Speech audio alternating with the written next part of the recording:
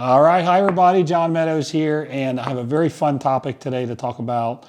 Are all calories created equal? So in the last, I don't know, 10, 15 years, we've heard a lot about these diets that advocate a little bit more flexibility in your plans. Flexible eating would be one of them, flexible dieting. The other one would be if it fits your macros. And so let me first talk about those before I get into the details. The intent, in my opinion, the intent behind those types of eating plans, whatever you want to call them, is to provide mostly healthy eating with what we would call more nutritious foods, more wholesome foods, but still allow some room for you to eat whatever you want, regardless of whether it's considered a bad food or a good food. We don't necessarily like to label foods, but so it allows you to eat the majority of your food, in a wholesome way, healthy way, but still have some fun foods. Now, I follow that model personally. I believe in a 90-10 model is what I call it. I believe if 9 out of every 10 of your meals are wholesome, they're not straight trash, then I think you have some wiggle room to enjoy pancakes or whatever it is that you like to eat as your 10th meal. So I follow this 90-10 rule myself, but where I have an issue is, there seems to be, I see these videos on YouTube where people are pounding down ice cream and Pop-Tarts and all this stuff, and they're basically saying a calorie is a calorie. Now, if you look at in terms of the energy it produces, sure, any carbohydrate is going to produce 4 grams or 4 calories per gram, except for fibers. Soluble fibers is actually 2. Various types of protein are going to give you 4 calories per gram. Fat's going to give you 9. Those are all basic things that you learn in high school. But where I have an issue is people don't take into account the effect that the food has on your body. And honestly, I feel like this is like kindergarten stuff, that people don't understand this. It feels very basic to me. So for someone to say that all foods are created equal, all macronutrients are created equal, I can see their point in terms of the amount of energy you get from it, but the effect that it has on your body it's undeniable. Certain different foods have different effects on your body. If you look at fat, for example, if you take something like avocado, it's a very what we would call healthy fat that's cardioprotective. It's good for HDL, it drives your HDL up. And then you compare that to something like margarine or shortening, a trans fat, and the effects that has on your body, which are very negative in terms of inflammation, things like that. You can't say that those two things are equal in terms of how your body's going to respond to them. You look at proteins. You look at an incomplete protein versus a complete protein. An incomplete protein, it doesn't give you the substrate to build muscle. So you can't compare that to a complete protein. And then you look at carbohydrates. Now you have a wide variety of responses.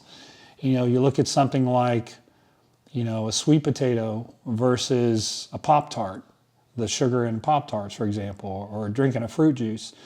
And I think it's pretty obvious there's a big difference there in terms of glucose response. So the first thing I want to say is I think that people who say a calorie is a calorie, they tend to be the kind of the pseudoscientist people that go back to the law of thermodynamics. But if you talk to any smart scientist, they'll also tell you there's hormonal responses and things like that. So I think it's really silly. I don't believe a calorie is a calorie. I don't believe that at all. And, I've coached people for a long time, and I can tell you that different food sources have different effects on your body. Not rocket science there. Like if you take, for example, Little Debbie's. Remember those Little Debbie's? Little Debbie's strawberry shortcake, and you combine it with a Quest bar. You probably got about 22 grams of protein. You probably got about 64 grams of carbs, 15 grams of fat, about 420 calories, all right? And then you combine, lean ground beef, some organic 93% ground beef, some cream of rice, some peanut butter, and you get roughly the same macros, 434 calories instead of 420 calories, if you're just doing a serving. A little bit more carbs, obviously, in the bottom choice, but there's only 14 calories difference between that meal. Now, I would tell you that how you're going to feel eating Little Debbie's and Quest bars versus cream of rice with a little peanut butter and some lean ground beef, it's going to have a different effect on your body, right? First of all, the Quest bar and probably that Franken fiber in there is probably going to make you sick to your stomach. But those are two very similar meals and calories that I personally don't think you can interchange those on a diet. Like you can't say eat 6 meals of Little Debbie's and Quest bars and you're going to get the same effects. You're going to look the same, feel the same as you would the bottom meals. So that's nonsense. So don't be swayed by the videos that you're seeing of people pounding down ice cream and saying they're going to look the same, it doesn't matter. And again, I advocate flexible dieting, but without insanity, right? 90-10. Now, let's look at some of the different, this is really what matters. And this is really what I wanted to talk about today. So now let's look at some of the different impacts that foods have on you. So let's take, for example, you may not be able to see this. Let's take, for example, inflammation. Kind of going back to my fat example. The trans fats that you would get are very inflammatory to your body. And the avocado, for example, it's actually anti-inflammatory. So you have to kind of look at so I know a lot of people like to make fun of inflammation. Well, your body can fight inflammation. Yeah, it does.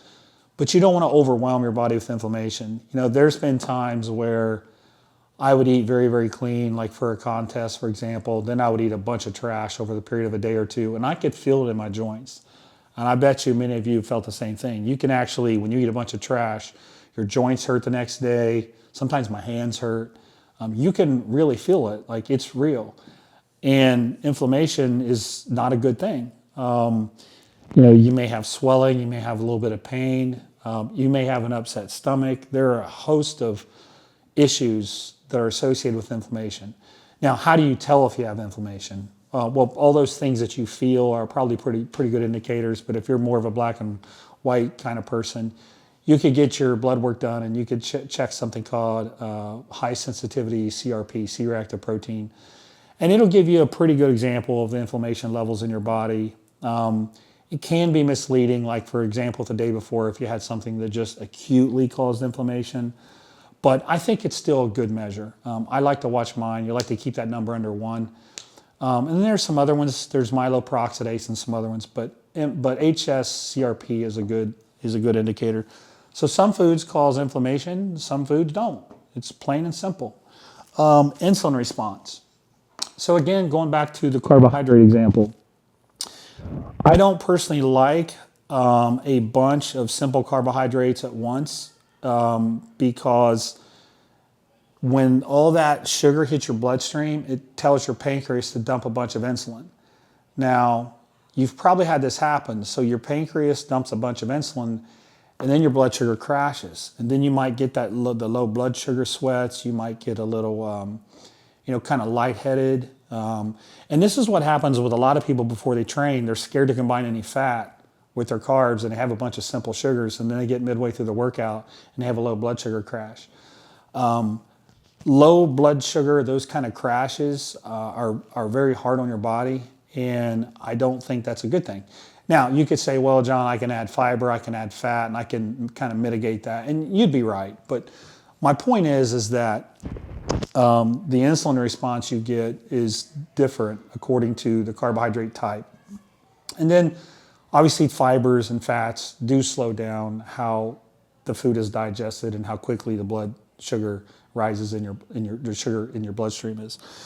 So I like to have steady levels of insulin response for the most part. I like to have your blood sugar stable. I don't like it to go up and down.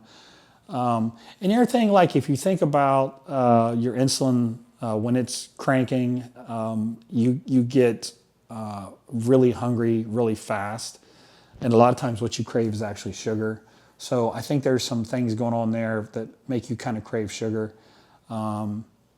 But anyways, I think that's something to think about. This ABE one is an interesting one that I've read about over the last 20 years. Advanced glycation end products. And that's basically when protein and fat combine with sugar, loads of sugar. But it also comes from fried foods when you heat foods with high temperatures. So, you know, something that's made with high heat, something like, let's say you make fried chicken, it's going to have a lot of these AGEs. And those things can be very inflammatory and damaging to your health. That's one of them you might want to look up. You get a little bit of time.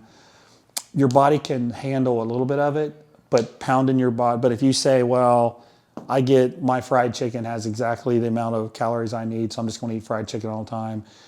Pounding your body with something like that, it's probably not a good idea. And there's all kinds of problems this can lead to. Insulin resistance and things like that, which, you know, lead to degenerative diseases in the long run. Mineral deficiencies. So if you're eating foods that don't have a lot of micronutrients in them, specifically minerals, you could have mineral deficiencies. You know, and there's things like magnesium, for example, that have a major impact on muscle contractions, on nerves, on things like that. I could go on and on about different minerals and how valuable they are and what they do for your body. But if you're eating junk food, like if you're eating Pop-Tarts as your source of carbohydrates, you're probably going to be missing out on some really good minerals that you need to be in a kind of perfect working order. And then the other one down here, vitamin deficiencies. I don't want to say this one is too big of a deal because I don't see people falling over from scurvy, from not having enough vitamin C. But I do think that it's important to note you need vitamins like, for example, A, D, E, and K. A, D, E, and K. Those are the fat-soluble vitamins that you need some fat in your diet to help them absorb. But if you're not consuming any of those nutrients, that's probably not a good thing. And again, I don't see people getting rickets from lack of vitamin D in modern society. But I do think that you should pay attention and have foods that have vitamins in it, have minerals in it. Something like Pop-Tarts is not going to be conducive to that. And then the last one on here is gut health. So gut health is kind of the buzzword of the last 7 to 8 years, I would say, and rightfully so. You know, when you're slamming down tons and tons of sugar, like for example, you can feed candida, you feed all kinds of inflammatory bowel diseases when you pound your body with sugar. You can get this condition called SIBO, small intestinal bacteria overgrowth, I think it is, which I've actually had myself, just from eating a bunch of sugar. So, and when you get those, and this is one I know from experience very closely because I don't have a colon, so I'm susceptible to some of these gut health issues. You feel sleepy, you feel tired, you feel sluggish, you don't feel good. So, you know, in terms of performance, like when you're going to train and work out, you want to feel good, you want to feel energized. You don't want an insulin response where all of a sudden you're tired, you're sleepy, you feel groggy. You don't want to go through the day sleepy, like if your gut health is messed up. You don't want to have deficiencies in vitamins or minerals. You know, you may get things from as small as cramps to just not performing, losing strength, losing peak power output and things like that. And you don't want to create this inflamed state in your body that can lead to insulin resistance. You partition nutrients worse. If you partition them at all, your blood sugar tends to then just rise if you can't shuttle nutrients. And, you know, that's where we see things like metabolic syndrome and diabetes, type 2 diabetes specifically. So I just want you all to know that when you hear this calories, calorie stuff, I mean, there is a little bit of truth to it, but if you look at the big picture, you want to feel good when you train. You want to be able to sleep well. You want to feel good during the day. You want to have good cognition. You want to be sharp. And if you just eat trash, but you match your macros, you're not going to perform at your best. So anytime you see this dogma that calories don't matter, a carb is a carb, etc., don't buy it. I mean, that's coming from people who aren't going to perform at their best. So I would encourage you to, you know, don't be suckered into that way of thinking. And again, I am a flexible dieter. I believe in the 90-10 philosophy. And the thing is I mostly on my Instagram, I'm putting pictures of the 10. I should probably put pictures more than 90. Like for example, last night we had chicken and vegetable soup, but I didn't put a picture of that. So anyways, I hope this video is helpful. I'm just trying to kind of sift through some of the bad advice out there, particularly for you young folks. Maybe you're just coming into the industry, so you're hearing all these different things about how it doesn't really matter what your food sources are. There's no good food and bad food. Yeah, that may be true, but they affect your body differently.